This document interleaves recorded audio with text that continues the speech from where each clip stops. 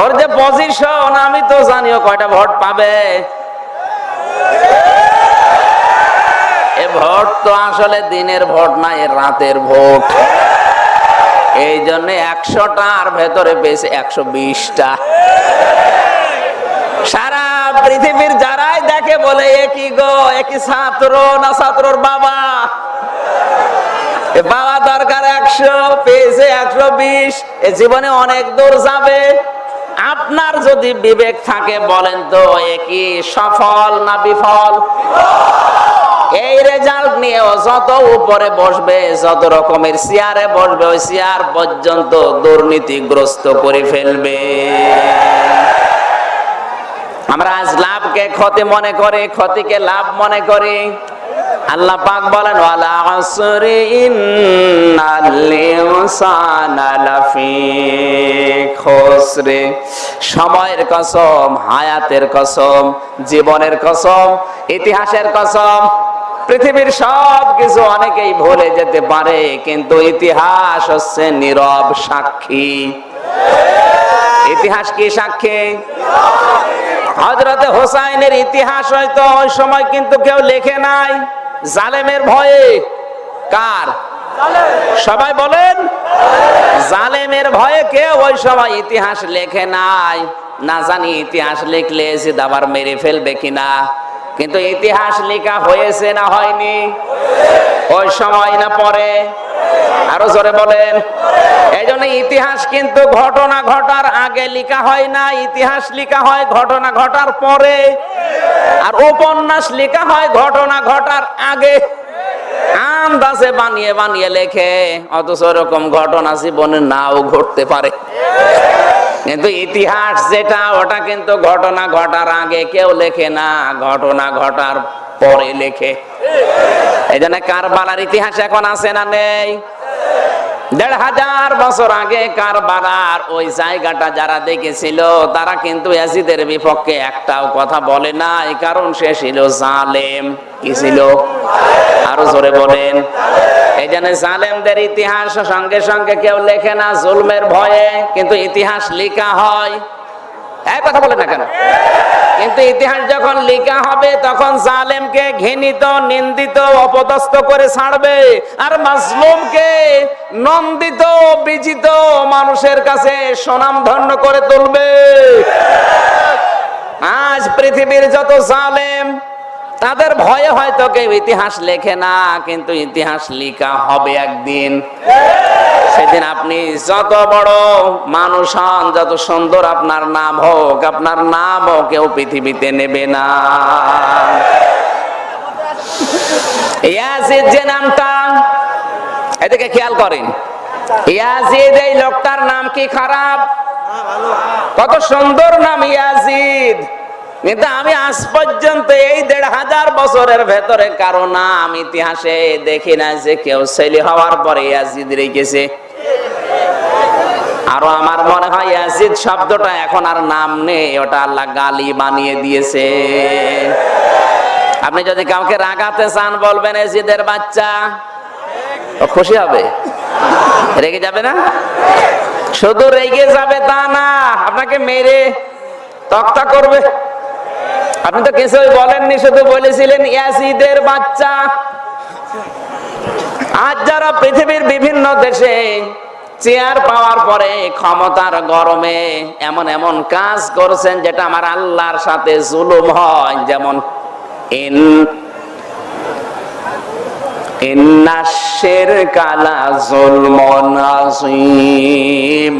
আল্লাহ পাক বলেন পৃথিবীর সবচাইতে বড় জুলুম হচ্ছে শিরিক করা।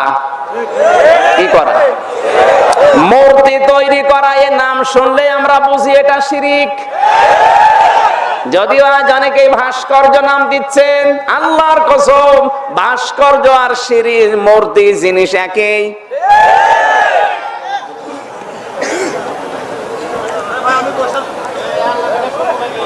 এদিকে তাকান, আব্দুল কাদের জিলানী রহমতুল্লাহ আলাইহি, তার নাম পৃথিবীর মানুষ যখন শোনে বরদোয়া করে না দোয়া করে? তার কোন মূর্তি পৃথিবীতে আছে? বলেন বলেন। তার তো মূর্তি নেই, কিন্তু নাম শুনলেই মানুষ সম্মান করে, দোয়া করে। অথচ ফেরাউনের মূর্তি আছে এখনো পর্যন্ত, তাকে সম্মান করে না, বরদোয়া দেয়। আপনি মানুষকে সম্মানিত বানাতে চাইলে মূর্তি বানিয়ে, ভাস্কর্য বানিয়ে সম্মান টিকে থাকে না। এটার ইতিহাস হচ্ছে ফেরাউন আর আব্দুল কাদের জিলানী। এরপর যদি কারো মগজে এই ছোট কথা না ঢোকে, বুঝতে হবে ওর মাথায় আর কিছু নেই, শুধু গোবর ছাড়া। আমি বলছিলাম মানুষের সম্পর্ক হায়াতের সাথে। হায়াত কি? হায়াতের সম্পর্ক সময়ের সাথে। এটা দিলে মানুষ বুঝবে ভালো। এই জন্য মানুষের জীবন সংক্রান্ত কথাগুলো বলতে গিয়ে মানুষের হায়াতের সাথে আল্লাহ কসম দিয়েছেন। এখানে আল্লাহ ডান হাতের কথা দিলেন, বাম হাতের কথা দেয়নি। এই কারণে, কারণ মানুষ জানে, আমরা সচরাচর দেখি ডান হাতের শক্তি বেশি, বাম হাতের শক্তি কম। আল্লাহ বোঝাতে চেয়েছেন কোরআনের যে গ্যারান্টি, অথেন্টিক, এত অথেন্টিকতা। আমি আল্লাহ ডান হাত দিয়ে আমার নবীকে চেপে ধরতাম,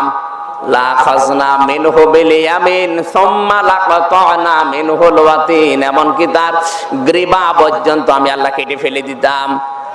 এতটুকু বলে আল্লাহ শেষ করেননি, ফামা মিনকুম মিন আহাদিন আনহু হাজিজিন।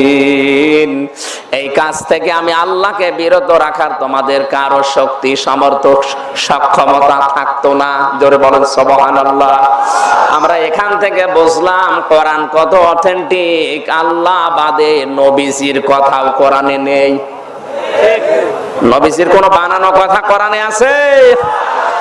এইরকম কোরআন থেকে কথা শুনতে এসেছি আমরা, যে আল্লাহ আমাদেরকে নিয়ে আসলেন দয়া করে, মায়া করে, খুশি হয়ে বলছে আলহামদুলিল্লাহ। দরুদ আর সালাম পড়ছে আমাদের নবী, মানবতার মহান শিক্ষক মুহাম্মদুর রাসূলুল্লাহ। পৃথিবীর জন্য তিনি রহমত, নিয়ামত। রহমত, সবাই বলেন। আর রহমত আর নিয়ামতের ব্যাখ্যা আমরা কোরআন থেকে বলছি, যতটুকু আমি জানি। ওয়াইদ তাআযানা রাব্বুকুম লাইন শাকারতুম লাযীদান্নাকুম ওয়া লাইন কাফারতুম ইন্না আযাবি লাশাদীদ। সূরা ইব্রাহিমের 7 নম্বর আয়াতে আল্লাহ ঘোষণা দিয়েছেন, স্মরণ করো আল্লাহর এই ঘোষণার কথা। তিনি যখন আযান দিয়েছিলেন, এলান দিয়েছিলেন, ঘোষণা করেছিলেন, লাইন শাকারতুম, যদি তোমরা আমার শুকরিয়া আদায় করো, আমার নিয়ামতের, আমার রহমতের, লাযীদান্নাকুম, লামে তাকিদ, নুনে সাকিলা, আমি আল্লাহ গ্যারান্টি দিয়ে বলছি তোমাদের নিয়ামত আমি আল্লাহ বাড়িয়ে দেব। ওয়ালাইন কাফারতুম, যদি কুফরি করো, এবার আল্লাহ তোমাদেরকে শাস্তি দেবে। কথা সঙ্গে সঙ্গে দেয়নি, খেয়াল করেন। ওয়ালাইন কাফারতুম, যদি অকৃতজ্ঞ হও, না শুকরিয়া করো, মূল্য না দাও, মর্যাদা দিতে না চাও, সঙ্গে সঙ্গে আল্লাহ দিয়েছেন ইন্না আযাবি লাশাদীদ, কঠিন আযাবের ভেতরে ফেলে দেব। আমি এবার বাস্তবে নিয়ে যাই। এ পৃথিবীর যত রহমত আল্লাহ মানুষকে দিয়েছেন, সবচাইতে বড় রহমতের নাম হচ্ছে কোরআন। দ্বিতীয় রহমতের নাম হচ্ছে মুহাম্মদুর রাসূলুল্লাহ। 3 নাম্বার রহমতের নাম হচ্ছে মা আর বাবা। এই কথা বলছেন কেন? বিশ্ব নবী পৃথিবীর জন্য নিয়ামত, রহমত, অথচ আল্লাহ পাঠিয়েছিলেন মক্কায়, আর কিয়ামত পর্যন্ত তাকে রাখবে মদিনায়। কারণ কি? এই রহমতকে যারা পেয়েছে তারা গুরুত্ব দেয়নি, তারা এর দাম দেয়নি, মর্যাদা দেয়নি, মূল্য দেয়নি। আমার আল্লাহ এজন্য তাদের ভেতরে কিয়ামত পর্যন্ত রাসূলুল্লাহকে রাখেননি। যারা মর্যাদা দিয়েছিল, কদর করেছিল, কিয়ামত পর্যন্ত মহান আল্লাহ তাকে ওদের ভেতরে রেখে দিয়েছে। আমার তো মনে হয় শুধু মক্কাতে আল্লাহর ঘর কাবা শরীফ আছে, এই জন্য মানুষ যায়। আর মদিনাতে বিশ্ব নবী মুহাম্মদুর রাসূলুল্লাহর কারণে তামাম দুনিয়ার যত মানুষ হজে যায়, যদিও মদিনায় যাওয়া ফরজ না, ওয়াজিব না, তারপরও মানুষ যায়। হজের ফরজ কি মদিনায় যাওয়া? না। ওয়াজিবও না। হজের যে 3টা ফরজ, 5টা ওয়াজিব, সব কিন্তু মক্কাতে শেষ হয়ে যায়। 5 দিনের ভেতরে হজ শেষ। এর পরেও কিন্তু মানুষ সব মদিনার দিকে ছোটে। আল্লাহ পাক তাদেরকে এত রহমত আর বরকত ঢেলে দিয়েছেন। হযরতে হালিমাতুস সাদিয়া বলেন, আমি ওই সময় মুশরিকা ছিলাম, তায়েফ থেকে এসে মুহাম্মদুর রাসূলুল্লাহকে শুধু কোলে তুলে নিলাম। কোলে তুলে নিয়ে দেখি আমার ডান স্তন আর বাম স্তন দুধে পরিপূর্ণ হয়ে গেছে। অথচ আমি মুশরিকা। রহমত কি, বরকত কি, নিয়ামত কি, ওটা আমি বিশ্বাসও করি না, মানিও না। অথচ আমার ডান আর বাম স্তন দুধে পরিপূর্ণ হয়ে গেল শুধু মুহাম্মদুর রাসূলুল্লাহকে কোলে তুলে নিতে। আমি ডান স্তন তাকে দিলাম, তিনি পান করলেন। বাম স্তন তাকে দিলাম, তিনি মুখ বের করে নিলেন। চোখের ইশারা দিয়ে যেন আমাকে বোঝাতে চায়, মা হালিমা জোর করেন কেন? ডান স্তন এটা আমার অধিকার ছিল, আমি খেয়েছি। বাম স্তন এটা আমার অধিকার না, এটা আমার দুধ ভাই আব্দুল্লাহর অধিকার। পৃথিবীতে আমি ভাইয়ের হক নষ্ট করার জন্য আসি না, এসেছি ভাইয়ের হক ফিরিয়ে দেওয়ার জন্য। জামালপুরবাসী যেই নবী মায়ের কোলে বসে ভাইয়ের হক নষ্ট করে না, ফিরিয়ে দেয়, সেই নবীর উম্মত এখানে হাজারো বসে আছে। যত বড় হয় তত ভাইয়ের হক মারার শ্রম হয়। ভাইয়ের হক বলতে শুধু জমি জায়গা টাকা পয়সা না, আর এই ভাই মানে শুধু আপন ভাই না। আল্লাহর নবী জানিয়েছেন পৃথিবীর প্রত্যেকটি মুসলমান, কথা বলা লাগবে, আল মুসলিমু আখুল মুসলিম, আপনার আপন ভাইয়ের প্রতি যে দায়িত্ব পালন করবেন, পৃথিবীর যে কোনো মুসলমান 175 কোটি এখন মুসলিম আছে। তার বাড়ি আমেরিকায় হোক, চীন দেশে হোক, ভারতে হোক, বাংলাদেশে হোক, এই মুসলমানের উপরে আপনার দায়িত্ব কমপক্ষে 6টা। কয়টা? এই 6টা অধিকার হক যদি আপনি আদায় না করেন, না জানি কিয়ামতে আল্লাহর সামনে আপনাকে আসামির কাঠগড়ায় দাঁড়ানো লাগতে পারে।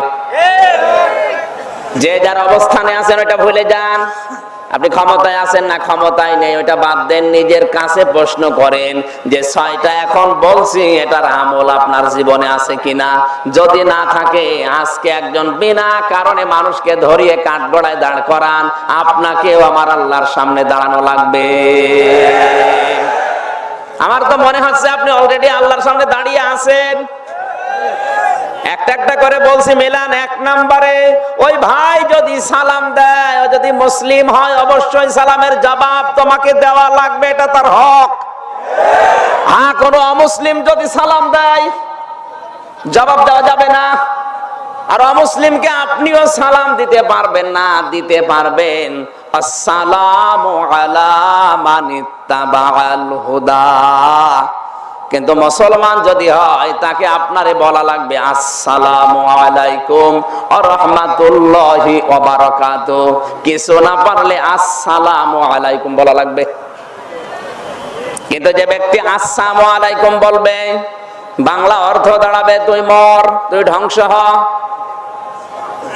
বাংলাদেশের ঢাকা বিশ্ববিদ্যালয়ের মতো জায়গায় একটা বিভাগের প্রধান, অথচ সেই সালাম, আসসাম এবং আসসালামের বাস্তবতা বোঝে না। দেশের জনগণের ট্যাক্স নিয়ে তার বেতন হয়, মুসলমানদের ঘাম ঝরানো টাকা দিয়ে তার বেতন দেওয়া হয়, অথচ সেই লোকটা আসসালামু আলাইকুম আসসালামু আলাইকুম এর পার্থক্য বোঝে না। ও ও ও ছাগল রে ওখানে রাখার দরকার কি? এই বাংলাদেশের বক্তব্যে যারা পড়ে 8 বছর 5 বছর বয়স, আমার মনে হয় ওই ছাগল রে ওখানে পাঠানো লাগবে। সালাম কারে বলে, আল্লাহ হাফেজ কি ওখানে যে শিখায়। সালাম শব্দটা নাম আমার আল্লাহর। কার? সবাই বলেন আল্লাহ পাক বলেন, আল্লাহু ইয়াদউ ইলা দারিস সালাম ওয়া ইয়াহদি মান ইয়াশাউ ইলা সিরাতিম মুস্তাকিম। আল্লাহ তোমাদেরকে ডাক দিচ্ছে সালামের ঘরের দিকে, শান্তির নিড়ের দিকে ডাকছে। তার মানে সালাম আমার আল্লাহর নিজের নাম, আর ঘর যেটা তার নাম জান্নাত। ওই জান্নাতের ভেতরে যিনি শান্তিতে রাখবেন তার নাম সালাম। তার নাম কি? এই সালাম নামটা আমার আল্লাহর নিজের নাম। এই সালামকে যারা বিকৃত করেছে, আল্লাহর কসম ওদের আর ঈমান নেই। আপনি যদি বলেন উনি জানে না, হাসি খুশি করে বলেছে না, আপনি তীর যদি বিসমিল্লাহ বলে মারেন, তীর যাবে না। বলেন, যে বিষয়ে আপনার জ্ঞান নেই, জানা নেই, ওয়ালা তাকফু মা লাইসা লাকা বিহি ইলমুন, আল্লাহ বলেন যেটা জানিস না মুখ খুলবি না। আপনি মুখ খুললেন কেন? আপনার কারণেই তো এই দেশটা মাঝে মাঝে গরম হয়ে যায়। যে বিষয়ে জানেন না, আন্দাজে এক ফতোয়াবাজি করে দেশটাকে আপনি অস্থিতিশীল করার চেষ্টায় আছেন। আপনি একটা মতলববাজ। আপনার বিরুদ্ধে আমির হামজার অভিযোগ না, আপনার বিরুদ্ধে অভিযোগ আমার আল্লাহর নিজের। এখন যদি বলেন আল্লাহ নিজে অভিযোগ করেন, কই? ইন্নামাস সাবিলু আলাল্লাযিনা ইয়াযলিমুনান নাস ওয়া ইয়াবগুনা ফিল আরদি বিগাইরিল হক উলাইকা লাহুম আযাবুন আলীম। সূরা শূরা 25 নাম্বার পারার 6 নাম্বার পৃষ্ঠার 12 নাম্বার লাইনের 42 নাম্বার আয়াতে আছে। তাফসীরে ফি জিলালিল কোরআন সাইয়্যিদ কুতুব লিখেছেন, আল্লাহ তাআলা বলেন আমি আল্লাহ নিজে তাদের বিরুদ্ধে মামলা দায়ের করব, অভিযোগ দেবে ও কেস করব। এখানে বাদীকে বলেন বলেন বলেন। আল্লাহ বলেন আমি নিজে মামলা দেব, অভিযোগ দায়ের করব, কেস করব। তাহলে এই কেসটা আল্লাহ বাদী কেস। পুলিশ এসেছে, পুলিশের কাজে যদি এখন কেউ বাধা দেয়, ওনারাও কেস দেবে, ওটা পুলিশ বাদী কেস। কি কেস? পুলিশ বাদী কেস। এখানে আল্লাহ যে দুইটা পয়েন্ট দিয়েছেন, এই দুইটা গুণ যদি কোনো মানুষের ভেতরে থাকে, তাহলে তার বিরুদ্ধে মামলা দেবে আল্লাহ নিজে, তার মানে আল্লাহ বাদী কেস। এখানে আল্লাহর মামলার আসামি আছে কিনা দেখেন তো। ইয়াজলিমুনান নাস, ইয়াজলিমুনা মুজারে বর্তমান ভবিষ্যৎ, প্রেজেন্ট ফিউচার। নাস মানে মানুষ। আল্লাহ কিন্তু ইয়াজলিমুনাল মুসলিমুনা বলেননি। যে মুসলমানদের উপরে যারা অত্যাচার করবে তাদের বিরুদ্ধে আমি আল্লাহর অভিযোগ না, মানুষ হয়ে মানুষের উপরে যারা জুলুম করে, অত্যাচার করে, তার অধিকার নষ্ট করে, ওর বিরুদ্ধে মামলা দায়ের করবে সরাসরি আল্লাহ। দ্বিতীয় নম্বর কি? ওয়ায়াবগুনা ফিল আরদি বিগাইরিল হক। এ দুনিয়া শান্ত থাকার পরে যারা অন্যায়ভাবে পৃথিবীতে বিশৃঙ্খলা তৈরি করার জন্য, পৃথিবীর পরিবেশ নষ্ট করার জন্য চেষ্টা চালায়, এদের বিরুদ্ধেও মামলা আল্লাহ নিজে দেবেন। সালাম নিয়ে, আল্লাহ হাফিজ নিয়ে, এই শব্দগুলো ৯৬% মুসলমানের দেশে কলিজার উপরে বসে আপনি যা করলেন, এ দেশটা কিন্তু আপনি গরম করে ফেলেছেন। আমরা তো শান্ত ছিলাম, এই কথা বলেন না কেন? মাঝে মাঝে কিছু মানুষের চুলকায়, ওরা কাঁতো কতু দিতে চায়, তখনই গরম হয়। বেশ ভালোই তো চলছিল, এভাবে চলতে দেন না কেন?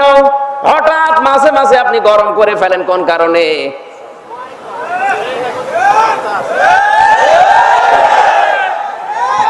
10 বছর 12 বছর 15 বছর আগে দেশে কোরআনের মাহফিল গুলো হয়েছে, অনুমতির কোন সিস্টেম ছিল না। অথচ এখন আমরা এই সিস্টেম বানিয়ে নিয়েছি। এই ৯৬% মুসলমানের দেশে সিস্টেম পাল্টাতে হবে।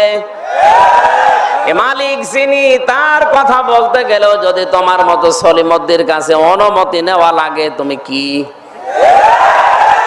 আবার অনুমতি নিতে গেলে যদি দেয় তো ভালো। চুপ করেন। অনুমতি নিতে গেলে যদি দেয় তো ভালো, দেয় তো না, আরো টাকা চাই। যদিও এসেলা এসব নেই। আসতে বলেন ভাই, কি আশ্চর্য গো। দেশ মনে হচ্ছে ওর নিজের বাবা।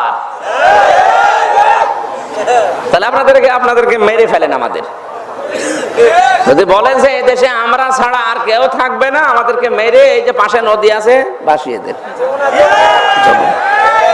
না, এগুলো ঠিক করছেন আপনি। আপনার বিরুদ্ধে সরাসরি আমির হামজা কিছু না বললেও আল্লাহ কিন্তু মামলা দিয়ে দিয়েছে। আর আল্লাহর মামলার আসামি আপনি এখন অলরেডি হয়ে আছেন। আল্লাহর মামলার আসামি যদি কেউ হয়, আল্লাহর অভিযোগের আসামি, কেসের আসামি, ও তো জান্নাত পেয়ে বসে আছে। পরে কি দেবে বলেন তো? শুধু জাহান্নাম নয়, যে একদম বলছে আইকিওয়ালা বাস।